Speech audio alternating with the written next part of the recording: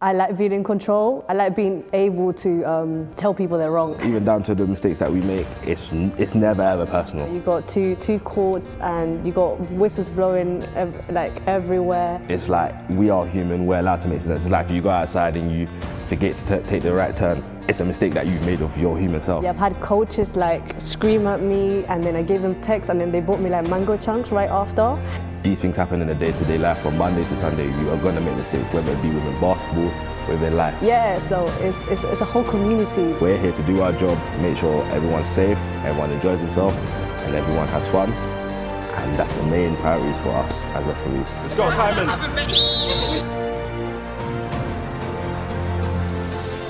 My name's Andre, but everyone knows me as Dre. I'm a referee at the CBL, and I've been refereeing at the CBL for 7 years. This is my 8th season consecutively. I became a ref because literally I just simply wanted to give back to my community and obviously give back to kids that wanted to further themselves in sporting. Obviously I've played basketball to a decent high standard. I never had the opportunities that a lot of kids have in the CBL. But when I was playing CBL, it wasn't like all of this. And we never had 2 referees consecutively week in and week out. It was, you get one referee, the other one might show up late. You had refereeing sliders, you had referees that just generally don't care about basketball or don't care about people. So I wanted to be that person that could to be the change and give back to kids and help out. When I first started refereeing at CBL was literally strictly for development. It was never allowed academy players, national league players, international players. It was never that. It was literally strictly development players only. So you'd have your first team and literally your only second team was allowed to play. Over the years, it's got to a stage where now CBL, yes, it's still a development league, but CBL is recommended as one of the highest leagues to play in the UK now. It's great because then obviously the national exposure that a lot of kids get if they want to further their career in basketball, but then it's also good because then you get kids that are still developing and trying to learn how to play basketball and then competing against kids that are at a different standard, so then you can see where you match up or where you want to be in a certain amount of years or what. So I think for the development, this is one of the best leagues to be in. Hi, my name's Maria.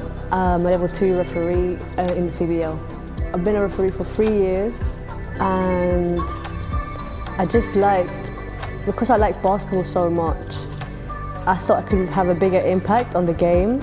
And I saw a lot of people complaining about referees, and I just thought it could be different. You know, I thought I could make a change. I started as a table official as well, so I saw how it was and I grew into it. I think it's really fun. It's a good environment. I used to do it 2 years ago when it was at Brixton Rec. Yeah, I used to love it there. You got two courts and you got whistles blowing everywhere. Yeah, I've had coaches scream at me, and then I gave them texts, and then they bought me mango chunks right after. Yeah, so it's a whole community. It's great. Yeah, I really enjoy it here. I've been part of the CBL for a long time. I played in this league when I was younger. I mean, it's nice.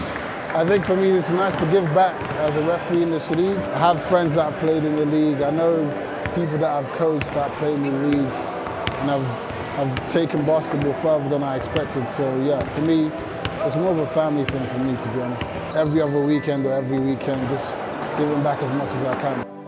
I started basketball really late, so I started playing when I was 16, 17.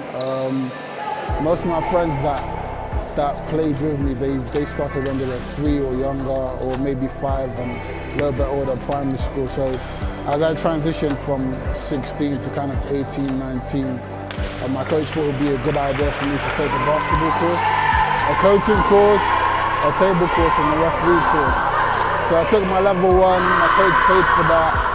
And then he said, oh, why don't you go and test that in the CBL? And taking basketball late, and thought to myself, oh, there are other things that I can do with basketball. So I thought, yeah, refereeing and coaching is definitely one thing that I can kind of take forward with basketball and move on. I played for 7 years in another country, in Turkey, and then during my last year, my coach recommended you can be a good referee, why don't you try? And he signed up for me, and then I started refereeing. It was 6 years ago when I started refereeing back in Turkey, and then I established myself in the UK and started refereeing here. It is difficult sometimes, especially if it's a close game, if it's a tough game. You got to answer the questions of the coaches when the ball is dead, or during timeouts or at half time. We never ignore them. But during games, sometimes it's difficult to handle, but we're doing our best. Becoming a ref, there's so many different things. You've got to learn the aspect of the game, the ruling of the game. You've got to have confidence. You've got to be effectively like a second teacher / coach whilst on the court for the kids. Obviously, when the kids are in training, they get what they want from their coaches, but effectively, when they come onto the court, it kind of goes out the window. Because obviously, the learning process for kids and how they challenge things. So we're basically that second coach whilst on and within the lines. But predominantly, you need to have obviously that good aspect of the game and confidence to be a decent referee. Every day is a challenge. I think for me, one of the biggest challenges is getting players and coaches to understand why you're making your calls, and especially players that have just started playing the game. Some of them don't really understand why certain things are a foul, or for example, why a coach might not agree with the call, and then you explain the call to your coach. I guess for me, it's getting players and coaches to understand why you're making certain calls. I think that's for me. That's one of the biggest challenges for me. As a female referee, I think I have a big impact on girls, whether that is table officials or players. Maybe sometimes players might understand at a certain age that they don't, they don't want to pursue, keep playing. But there's other ways that you can get involved with basketball, whether that's coaching, tabling, refereeing.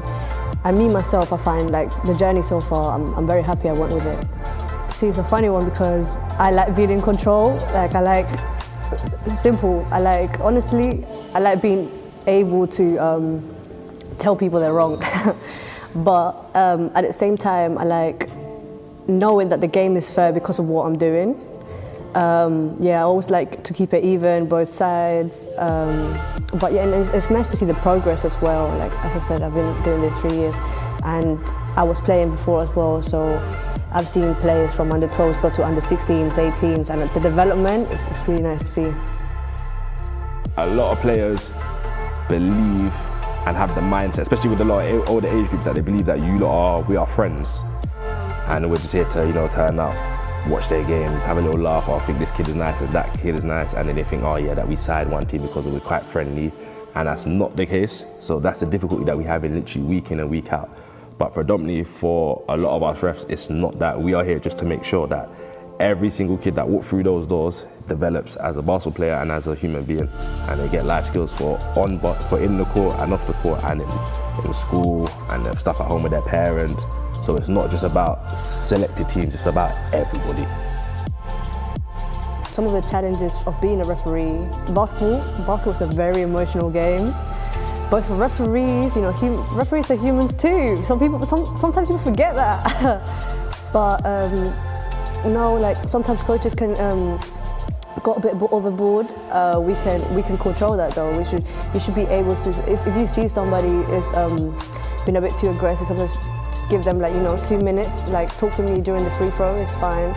Not just stop the whole game. I don't really like doing that unless it's necessary. Players as well. I've had players as well got a bit overboard, because they didn't get a certain call. And sometimes you've got to understand. Sometimes people, depending on the positioning, sometimes there's a quick turnover and you didn't get that because you didn't see. And if you call something you didn't see, then everything becomes questionable. So you just got to call what you see and try to get to your spot and do the best you can, really. What coaches and players need to remember, there's 2 referees, which is 2 sets of eyes. There's 10 kids to maintain, as well as a coach and a bench, as well as spectators. We have to maintain everything. So there's times we see calls, there's times we miss calls, but we're human at the end of the day. Everyone makes a human error from the naked eye, unfortunately. So even down to the mistakes that we make, it's never ever personal. It's we are human, we're allowed to make mistakes. It's if you go outside and you forget to take the right turn, it's a mistake that you've made of your human self. These things happen in the day-to-day life. From Monday to Sunday, you are gonna make mistakes, whether it be within basketball, within life. Nobody's perfect, nobody's 10-10, where everybody's up and down. By the time you've even registered what's happened there, the team have gone back that way, so you may miss things. So again, it's never ever personal. It's literally, we're here to do our job, make sure everyone's safe, everyone enjoys himself, and everyone has fun. And that's the main priorities for us as referees.